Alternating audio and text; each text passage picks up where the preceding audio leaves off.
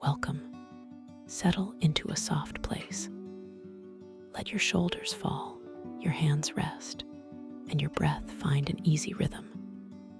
Tonight, I will tell you a gentle, expanded, and calming bedtime story inspired by the mood and characters you just shared. It is a slow, soothing tale about places on windswept hills, about a house where the north wind speaks through the thorns, and about a few lives that learn to soften and to mend. Nothing here is harsh. The story moves like a quiet tide. Imagine a warm blanket, a low lamp, a small hush around you. Let your eyes close when they need to. I will speak in a voice that folds you inward, that guides you toward sleep. Now arrive in that room where the fire is low, the windows show a wide sky, and the moor beyond breathes softly. We begin. There stood, on a broad and more steeped hill, a house shaped by strong hands and older weather. The stones of its walls had learned to keep a long, sheltering memory, and its little windows were deep set like wells of amber light. Out on the moor, the land moved in soft rises and shallow hollows, covered in bracken and hardy grass. A few firs leaned, as if a permanent wind were part of their posture, and low gnarled thorns grew like a stubborn braid along a path. When night came, the house glowed from within, and the wind hummed a low song outside, steady as breathing. Into that place, one calm summer evening arrived a traveler. He had walked across the moor until the evening mist had thinned, and the first lamps were offered through distant windows. He closed the heavy gate behind him and breathed in, taking the moor's sharp, clean air. He paused, brushing a little dust from his coat, and in the hush, he felt the moor press close with its quiet, slow, spacious, and gentle. He stepped on the flagstones of the yard and let his hand rest a moment on the carved door. A woman appeared from a warm interior, a steady friend who tended the house for years, and she greeted him with a nod and an easy smile. That smile warmed him like the first welcome of a hearth. Inside, the room was wide and soft with familiar things. A big black dog lay asleep by the hearth. Above the mantel, old shapes and names were carved, and an impressive oak dresser displayed pewter plates and the glint of a time-worn spoon. The ceilings were high, and the beams, exposed like old ribbing, held 1,000 small stories in their grain. A few canisters hung in their paint, and an old clock marked a patient, kindly time. The traveler took in the room like a guest, taking in every comforting detail before choosing a seat. He felt, in that instant, the slow ease of domestic life, people clearing their small spaces for each other, pots simmering, ordinary sounds that stitched the day into sleep. A companion arrived, not too talkative, but attentive in a quiet way. He had lived in the house a long while and had learned to greet new faces in his own reserved manner. The traveler noticed the way he paused, the way his fingers moved to gather them, both small cups of warm tea. They began to talk, and their words were the kind that find the gentle edges of friendliness. About the sweep of the moor, about how the wind can make the firs whisper, about how home is less a building than the softness of being with someone who cares enough to notice that you came in out of the weather. The conversation moved slow and kind, like a soft stream. The dogs, sensing another warm presence, rose, stretched, and settled. The house breathed. Toasty embers, the hush of a lid on a kettle as steam finished steaming. From the edges of that gentle introduction grew longer days and warm afternoons for our traveler. He began to see the rhythms of the house and of the place outside. The way the light slid across the flagstones in the late afternoon. How birds came in long, tidy lines across the sky in fall. How the moor kept some secrets to itself and gave others freely to someone who listened. He met a young woman in the garden, spirited, bright-eyed, and quick to smile. Once the visitor had shown, he could listen as kindly as the house itself listened. She was not loud. She held a lively little warmth and a quick laugh that brightened the kitchen like a small bell. She and the traveler walked a little together, and she showed him the narrow paths where tiny pools of water gathered after rain, the safe hollows of the moor where bilberries might be gathered, the lichen-fine stones that warmed in late sun.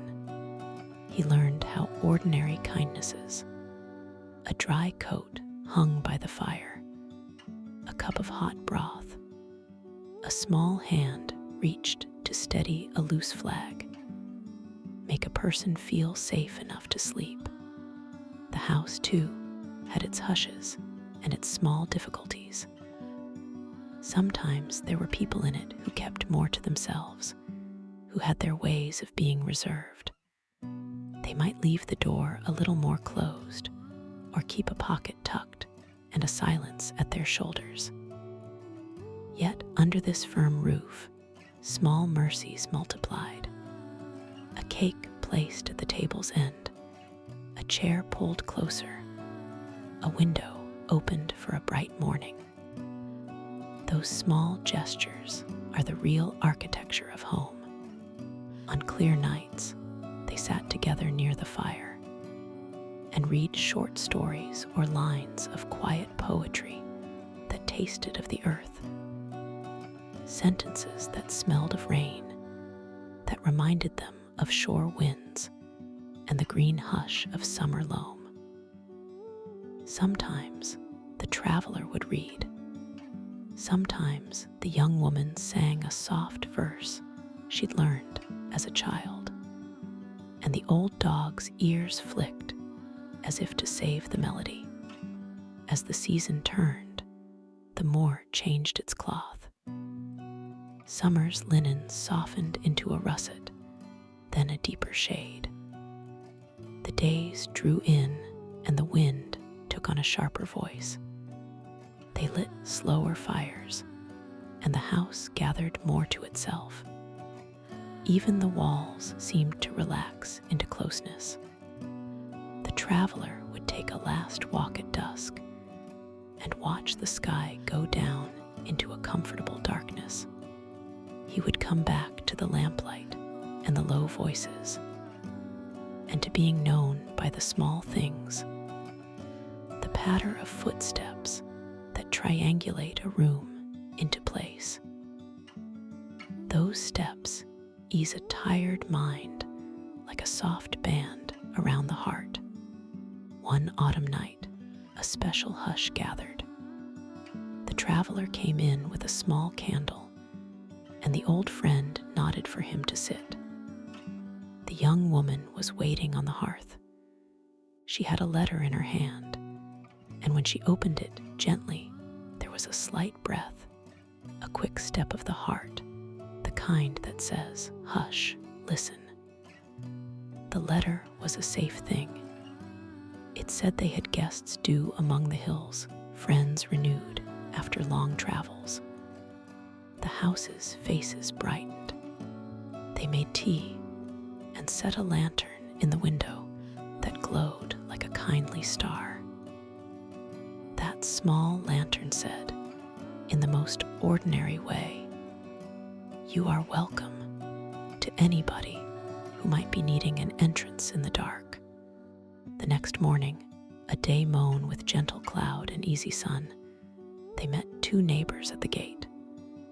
The neighbors were quiet people who loved the moor as much as any. They spoke in easy, careful phrases, like hands making a basket. They asked about this and that, how the cows fared, whether the hedges would need a mending post, and mostly, they wanted to be sure the house had all it needed for winter. Small, practical concerns, these. Then, with a laugh and a shared small pot of something well-sweetened, they went their way, leaving the house content with its ordinary, tidy care. The traveler, sitting by the window, watched the little world of comings and goings outside and felt the secure hush of being warm inside. Evening fell once more. The wind softened its voice to a hush, as if needing sleep into the land. They put the kettle on and made the small table. The young woman and the traveler spoke low as the night drew a soft veil over the moor. She told her memories like a river release, small, watery, clear details. The taste of early bilberries, the way sunlight and shadow run on a warm afternoon, the kick, and the flash of the sheep as they gather on the slope. The traveler noticed how her presence made the house feel like a home you could live inside for years. How her small pleasures were never hurried and never loud, but steady as the turning of a page. Some nights, when the wind wrapped the house close, the traveler would stand by the window with a warm cup and let his eyes rest on the distant hill where a shape of fir and thorn cut the moon's edge. He took comfort from the small glows of the house itself, the people within, the ongoing habit of small, clean things done for each other. Habit is a safe ladder to climb, he thought, a slow and gentle structure of kindness. The next day, the two went out to gather a few sprigs of holly and a small bundle of drying herbs. They paused to notice the way the late sun gilded a stone, the way the bee's wing held a slant of honey in a final warm amber. Small things are the names of big comforts. The traveler slept here and there, and each morning he woke to a gentle sound, a kettle's sigh, a spoon's small clink, a low murmur of voices. Those ordinary sounds have a secret power to anchor the mind and soften worry. They lift sleep on a steady current. He found himself carefreer as the days inserted their slow rhythm. He went with them over the moor sometimes and spent quiet hours with his hands tucked into his pockets, stepping over clover and watching bright insects at work. He felt his breath get wide and slow. If you are ready, hear the final drift toward sleep. The house stands at the edge of the moor as it always will, solid and slow.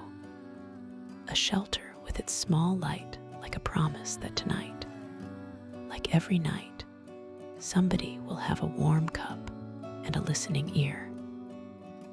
Outside, the wind will turn and fold the land in its long shawl, and the thorns will lean. The firs will keep their angled watch. Inside, hands will set a new pot on the stove, and two people will exchange a quiet word about the day and the safe smallness of what is simple and true. Imagine yourself there now. A soft chair, a blanket warmed by the fire, a small, steady heartbeat of the house, a low voice reading by lamplight. Let your breath match the slow in and out of the sea. Each inhale, a little more stillness comes. Each exhale, you settle a little deeper into your blanket. The world is pared down to this gentle room and your restful body. No need to hurry.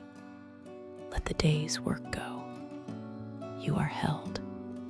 The traveler lays his coat aside, smooths the blanket, and lets his eyes close. The small dog emits a single happy sigh and curls. The lamp burns with a steady, kind light. If anything remains unsettled when you drift into sleep, promise yourself you will leave it for morning. Night is for mending and repose. Here, within these warm walls, sleep will arrive as a long, soft blessing. Now let yourself go. Hear the low hush of the house around you. With every breath, let the moor wind ease you like a lullaby. This is your shelter tonight. Rest. When morning comes, the day will come too, and the small tasks will resume their gentle turn. But for now, this small, kind room and its slow, sure light are yours.